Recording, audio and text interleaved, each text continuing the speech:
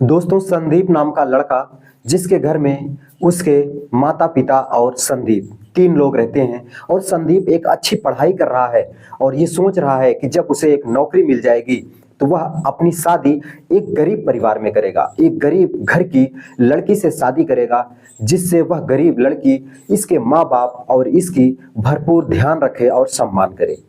लेकिन जो संदीप होता है ये अपनी नौकरी पाने की चाहत से शहर चला जाता है और उस शहर में ढेर सारे फॉर्म भरता है और उसी फॉर्म भरते समय इसे एक नौकरी मिल जाती है। लेकिन तभी इसे एक कबाड़ वाली लड़की से प्यार हो जाता है। दोस्तों, इधर संदीप की जो माँ होती है एक बढ़िया घराने की लड़की, जो कि काफी अमीर घर से थी और पढ़ी लिखी लड़की थी। इससे इसकी जो शादी होती है वो तय कर देती है। संदीप को इस बात का जरा भी पता नहीं होता है और जब संदीप को घर बुलाते हैं किसी जरूरी काम की वजह से, तो उसकी जो शादी होती है वो यहाँ करवा देते हैं। दोस्तों, संदीप की जो पत्नी होती है जिससे उसके माँ बाप शादी करवा देते हैं, वो बहुत ही अमीर और बहुत ही घमंडी टाइप की लड़की थी। ये ना संदीप के माता पिता का ख्याल रखती थी और ना ही संदीप का कोई ख्याल रखती थी। दोस्तों, संदीप और उसके माता पिता बिल्कुल परेशान हो जाते हैं और अंत में वह संदीप के साथ शहर में चली जाती है जहाँ पे संदीप काम कर रहा था और वहाँ पे उसके सारे पैसों पर अपना हक जमा लेती है। और एक दिन वो जो संदीप की जिससे प्यार हुआ था, जिस लड़की से संदीप प्यार कर रहा था, उसकी पत्नी के साथ वो कहीं जा रहा था तो वो लड़की जो है वो मिल जाती है। और लड़की जब देखी कि संदीप ने शादी कर लिया है और उसे धोखा दे दी है तो वो बहुत ही ज्यादा दुखी होती है और रोने लगती है। नमस्कार दोस्तों, मेरा नाम है शिव भगवान और स्वागत करता हूं एक और नई कहानी में। दोस्तों, आज की कहानी आपको बिल्कुल अंदर से झकझोर देगी कि कैसे एक आदमी अपने मन की नहीं कर पाता है और अपने माता पिता की वजह से आज वो कितने दुखों को झेल रहा है। दोस्तों, अगर ये कहानी आपको अच्छी लगे तो हमारे चैनल को सब्सक्राइब कर लीजिएगा, जिससे मेरा हौसला और मेरा काफिला बढ़ता रहे और मैं आप तक अच्छी सी अच्छी कहानियां लेकर आता रहूं। दोस्तों, वीडियो को शुरू करने से पहले आपसे एक गुजारिश है कि इस वीडियो को लाइक कर दीजिए, जिससे ये वीडियो और सारे लोगों तक पहुंच सके और बहुत सारे लोग इस वीडियो का आनंद ले सकें। दोस्तों, संदीप जो कि अपने माता पिता का इकलौता औलाद है और वो अच्छी खासी पढ़ाई भी कर रहा है और पढ़ाई करते हुए उसकी जो सोच होती है कि अगर उसको नौकरी मिल जाएगी तभी वह शादी करेगा, और इसी सोच में वो शहर चला जाता है और शहर में जाकर के पढ़ाई भी कर रहा था और अच्छे अच्छे जो नौकरी के फॉर्म निकलते हैं उन सारे फॉर्म को भी भर रहा होता है और नौकरी की तलाश में इधर उधर कहीं यहाँ कहीं वहाँ आना जाना उसका लगा रहता है। और उसी बीच में एक दिन सुबह वह उठ करके ब्रश कर रहा था, तभी उसकी कॉलोनी में जो ढेर सारा कबाड़ा होता है जहाँ पे ढेर सारे लोग कूड़ा फेंक देते हैं, वहीं पे देखता है तो एक बहुत ही खूबसूरत, बहुत ही जवान और सुशील लड़की कूड़ा बीन रही थी। दोस्तों, उसकी सुंदरता मानो कीचड़ में कमल के फूल की जैसी खिल रही थी। वो कूड़ा बीन रही थी लेकिन उस कूड़े में उसकी जो सुंदरता थी वो बिल्कुल तेज के जैसे चमक रही थी। संदीप जब उसे देखता है तो वो मंत्रमुग्ध हो जाता है और सोचने लगता है कि यार, इतनी सुंदर लड़की, जब इसको अपने कैरियर की तैयारी करनी चाहिए, जब इसको अपनी पढ़ाई कंप्लीट करना चाहिए और अपनी नौकरी के लिए फॉर्म वगैरह भरना चाहिए, और इस समय और इस सिचुएशन में ये लड़की कूड़ा बीन रही है।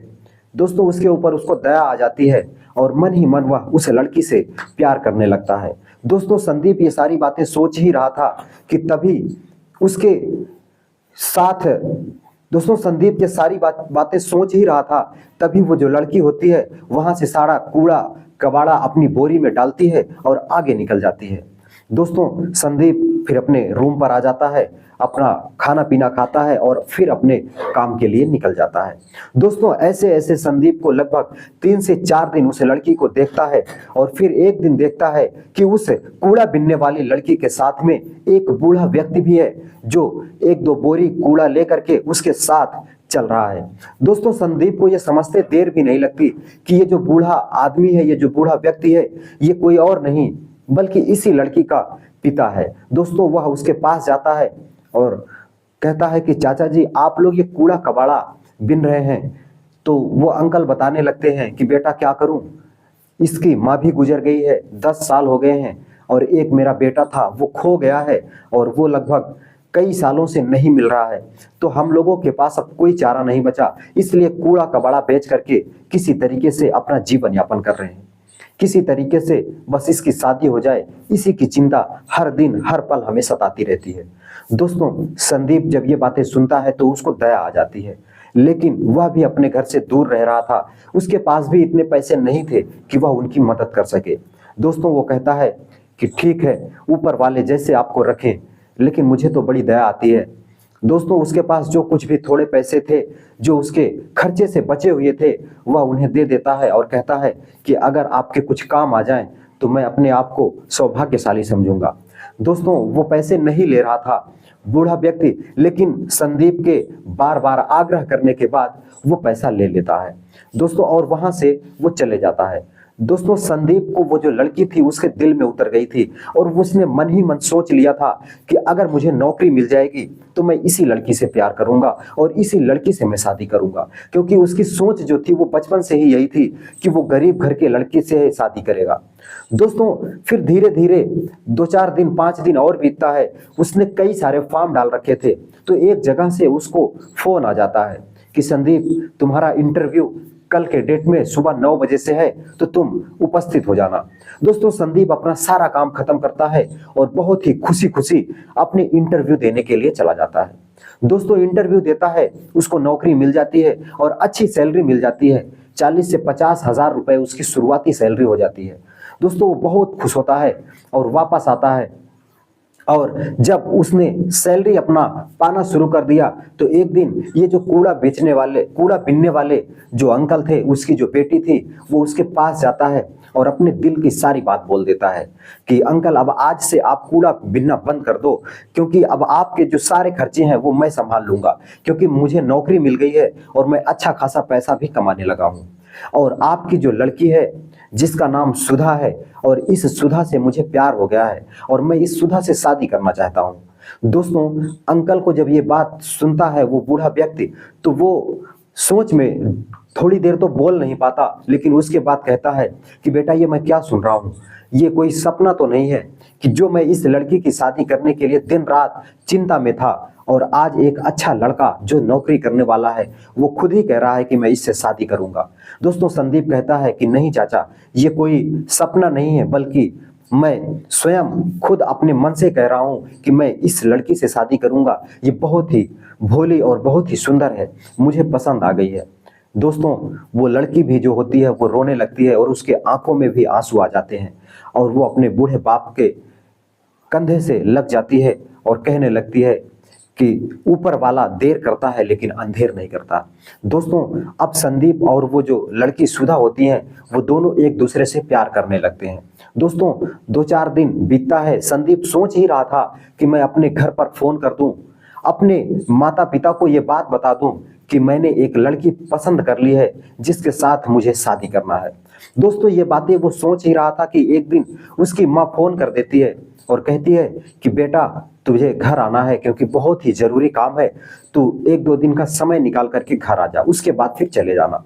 दोस्तों, संदीप सोचता है कि अब फोन पर क्या बताऊं, चल करके घर पे ही सारी बात बता दूंगा, और वो 2 दिन के बाद अपने घर चला जाता है। और इधर अंकल से और उसकी बेटी सुधा से, जिससे वो प्यार करता था, वो बोल करके जाता है कि मैं घर पर जा रहा हूं, और इस बार जब मैं आऊंगा तो तुम्हारे बेटी से और सुधा से भी कहता है कि मैं तुमसे शादी कर लूंगा और हम लोग अपनी एक नई जिंदगी की शुरुआत करेंगे। दोस्तों, वह उन्हें कुछ पैसे भी दे देता है कि जिससे उनका खर्चा चलता रहे। और दोस्तों, संदीप अपने घर चला जाता है।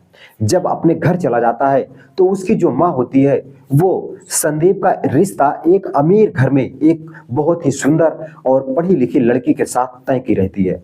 और संदीप के घर जाने के बाद वह उसे सारी बात बताती है कि बेटा, मैंने तुम्हारी शादी एक अमीर घर में एक पढ़ी लिखी लड़की के साथ तय कर दिया है, जो एक बढ़िया घराने की लड़की है, अच्छी पढ़ी लिखी है। तो संदीप तुरंत कहता है कि नहीं माँ, मैंने तो एक लड़की को शहर में ही पसंद की है, जो कूड़ा कबाड़ा बेचती है, लेकिन है बहुत सुंदर, और उसका जो मन है वो बहुत ही सुशील है, बहुत ही ईमानदार है, हमारे घर के लिए वो अच्छी बहू होगी। लेकिन दोस्तों, उसकी जो माँ होती है वो कहती है कि बेटा, मैंने भी बहुत वादा कर लिया है उस घर से, मैंने भी अपने लड़के की शादी उनकी लड़की के साथ तय कर लिया है तो बेटा हमारे सम्मान का सम्मान करो, हमारे मान का सम्मान करो, तुम उसी लड़की से शादी करो जिससे मैंने तुम्हारी शादी तय की है। नहीं तो पूरे गांव में, हमारे रिश्तेदारों में, समाज में हमारी क्या इज्जत रह जाएगी। लोग यही कहेंगे कि बेटा नौकरी पा गया तो आज उसकी माँ शादी करने से मना कर दे रही है। दोस्तों, संदीप अपनी माँ और अपने पिता के बातों के आगे झुक जाता है और वो चाह करके भी कुछ नहीं कर पाता। दोस्तों, वो उनके कहे अनुसार उस लड़की से शादी कर लेता है और वो जो बहू होती है जब घर में आती है तो वो तो ना संदीप का ख्याल रखती है ना उसके माता पिता का ख्याल रखती है, क्योंकि वो घमंडी थी, पढ़ी लिखी थी, अमीर घर से थी, इसलिए इनके घर वालों को किसी का सम्मान नहीं करती थी। और खाना बनाने की तो बात छोड़ो, वो अपने कपड़े भी नहीं धोती थी। दोस्तों, संदीप की माँ ही उसके कपड़े धोती थी, उसको खाना बनाकर खिलाती थी, घर का सारा काम करती थी। ये बातें संदीप को बुरा लगता था, लेकिन संदीप जब भी उससे कुछ कहता तो वो यही कहती कि मैं भी एक अमीर घर से हूँ, तुम्हारे माँ बाप बहुत गरीब हैं, तुम बहुत गरीब हो, अगर इतना नहीं कर पाते तो मुझसे शादी क्यों किए। दोस्तों, इस बात से संदीप को बहुत ही नाराजगी होती है और बहुत ही वो उदास रहने लगता है। और फिर वो कहता है कि अब मुझे 1-2 हफ्ते हो गए हैं, मुझे नौकरी पर जाना है। तो वो जो लड़की होती है, उसकी जो पत्नी होती है, वो कहती है कि मुझे भी अपने साथ लेकर चलो, क्योंकि मुझे इन बूढ़े माँ बाप के साथ घुटन सी महसूस होती है, मैं इनके साथ नहीं रह सकती, क्योंकि यह अक्सर हमें अच्छे नहीं लगते हैं, ये लोग अपना यहीं पे रहेंगे, हमें अपने साथ शहर लेकर चलो। दोस्तों, संदीप उसे मना करता है कि तुम मेरे माँ बाप की सेवा करो, इनके साथ रहो, इनको खाना पीना बनाकर खिलाओ, क्योंकि ये बूढ़े हो चुके हैं। लेकिन वो लड़की नहीं मानती और उसकी पत्नी उसके साथ दिल्ली यानी उसके साथ शहर चली जाती है। दोस्तों, जब वो उसके साथ शहर चली जाती है तो उसके साथ जब वो जा रही थी तभी रास्ते में वो जो कूड़ा बीनने वाली लड़की थी वो उसके साथ उसकी पत्नी को जब देख लेती है तो उसके आंखों में आंसू आ जाते हैं और वो कुछ नहीं बोलती और वहां से चली जाती है। दोस्तों, अगले दिन जब संदीप उससे मुलाकात करता है अकेले में तो वो लड़की संदीप के गले लग करके रोने लगती है और कहने लगती है कि वही हुआ जो ऊपर वाला चाहता था, हमारी और आपकी शादी नहीं हो पाई, आपने किसी और से शादी कर ली और मुझे धोखा दे दिए हो। दोस्तों, जब संदीप इस बातों को सुनता है तो संदीप अपनी सारी बात बता देता है कि कैसे उसकी माँ ने ही उसकी शादी पहले से तय कर रखी थी, अब माँ बाप के आगे वो क्या कर पाता, इसलिए उसने उसके साथ शादी कर ली। लेकिन वो बताता है कि ये लड़की बहुत ही मक्कार है, बहुत ही घमंडी है, मेरे माँ बाप की मेरी कोई परवाह नहीं करती और मेरे सारे पैसों को अपना हक जमा ली है। दोस्तों, वो धीरे धीरे 2-4-10 दिन और बीतता है। संदीप के जितने भी पैसे थे, संदीप के पास जो भी जमा पूंजी थी, वो उसकी जो पत्नी थी, जो घमंडी पत्नी थी अमीर घराने की, वो एक लड़के से प्यार करती थी। दोस्तों, वो जो लड़का था वो यही फोन में बताता है कि तू ढेर सारे पैसे लेकर के फला जगह पर आ जाना, मैं तुम्हारे साथ एक नई जिंदगी की शुरुआत करना चाहता हूँ। दोस्तों, वो संदीप के सारे पैसे, सारे गहने, सब कुछ लेकर के रात को फरार हो जाती है। दोस्तों, जब रात को वो फरार हो जाती है और संदीप की जब सुबह आंख खुलती है तो देखता है तो उसके घर में बड़ी अस्तता व्यस्तता थी, क्योंकि सारे बाकस खुले थे, अलमारी खुली थी, उसके सारे पैसे गायब थे, उसके सामान गायब थे। और जब वो अपनी पत्नी को तलाशता है तो वो नहीं मिलती है। दोस्तों, वो उसके घर पे उसके मायके फोन करता है और बताता है कैसे उसकी बेटी हमारे घर से हमारे पैसे, हमारे गहने सब कुछ लेकर के भाग गई है। तो दोस्तों, उसके घर वाले भी जानते थे, क्योंकि उसकी जो आदतें थी वो बचपन से ही खराब थी। तो उसके घर वाले कहते हैं कि बेटा, अब उसमें मैं क्या कर सकती हूँ या मैं क्या कर सकता हूँ, अगर उसने ऐसा किया है तो वो अपना जाने और तुम अपना जानो। दोस्तों, फिर संदीप को मौका मिल जाता है और संदीप बूढ़े बाप और सुधा को तलाशने लगता है। लेकिन वो लोग उस शहर को छोड़ करके चले गए थे, क्योंकि वो बहुत ही ज्यादा दुख में डूब गए थे कि कैसे एक लड़के ने वादा करके उसके बेटी से शादी नहीं की। दोस्तों, सुधा जो होती है अपने बूढ़े पिता को लेकर के वो शहर छोड़ करके दूसरे शहर में अपना जीवन यापन करने के लिए रहने लगती है। दोस्तों, संदीप बहुत तलाशता है, बहुत सारी कोशिशें करता है, लेकिन वो सुधा और उसके बूढ़ा बाप उसे कहीं नहीं मिलते हैं। दोस्तों वह थक हार करके हर रोज अपने घर पर आ जाता और दिन में ड्यूटी करता और रात में जब भी उसको टाइम मिलता तो वह उन्हें तलाशता रहता। दोस्तों धीरे धीरे समय बीतता चला जाता है और एक दिन संदीप अपनी नौकरी के लिए एक शहर से दूसरे शहर जा रहा था, क्योंकि उसका तबादला हो चुका था। तो वो ट्रेन में सफर करते हुए जा रहा था, तो रास्ते में ट्रेन के स्टेशन के पास में ढेर सारा कूड़ा होता है और उसी कूड़े में उसकी जो सुधा होती है, जिससे वो परसों पहले प्यार किया था, वो फिर से कूड़ा बीनते उसको नजर आ जाती है। दोस्तों जब ये मंजर उसके सामने आता है तो संदीप की आंखों से आंसू छलक पड़ते हैं और वह रोने लगता है और उसके पास जाकर के कहता है कि सुधा, ये तुम्हारी हालत क्या हो गई है। सुधा भी रोने लगती है और कहने लगती है कि क्या हुआ, फिर से आ गए दया दृष्टि दिखाने। तो वो कहता है कि सुधा, इस बार दया दृष्टि दिखाने नहीं बल्कि तुझे साथ लेने आया हूँ। तू मेरे साथ है, अब अपनी बची हुई जिंदगी तुम्हारे साथ बिताना चाहता हूँ। दोस्तों सुधा कहती है कि तुम्हारी पत्नी का क्या होगा जो तुम्हारे साथ रहती है, जिसके साथ आपने शादी की है, उसको क्या होगा। तो वो बताता है कि वो कैसे उसको धोखा दे दी और उसके सारे पैसे सारे गहने लेकर के घर से फरार हो गई। दोस्तों फिर सुधा उसके गले लिपट जाती है और जोर जोर से रोने लगती है। फिर कहता है कि चलो सुधा, अब अपने बूढ़े बाप से मिलवा दो, मैं उनसे आगे हाथ जोड़ूंगा और तुम्हारी शादी के लिए आग्रह करूंगा। दोस्तों सुधा कहती है कि अब तो वो इस दुनिया में नहीं रहे, क्योंकि जब आपने एक नई शादी कर ली थी, अब आपकी जब पत्नी आपके साथ हमारे बूढ़े पिता को दिखाई दी तो वो गम के मारे इस दुनिया को छोड़ करके चले गए। दोस्तों इतना सुनने के बाद संदीप और जोर जोर से रोने लगता है और उसकी आंखों से आंसू मानो आसमान से पानी की तरह बहने लगते हैं।